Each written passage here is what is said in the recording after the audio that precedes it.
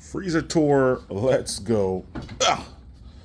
Alright, so what do we got in here? We got some skirt steak right here.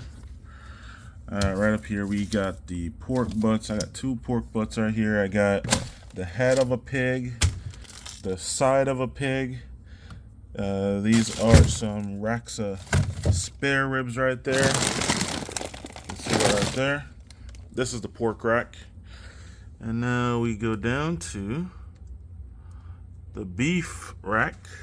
All right, we got some beef short ribs. Let me get that receipt out of there. We got some oxtail. All right, we got a rib roast. Up here, we got some ribeyes. All right, we got chuck. It's boneless short rib. We cut that up into boneless short ribs. Leg quarters, chicken wings. Got some drumsticks. Got a frozen mac and cheese there. We got some frozen shrimp right there. Some beef stock down there. What are these?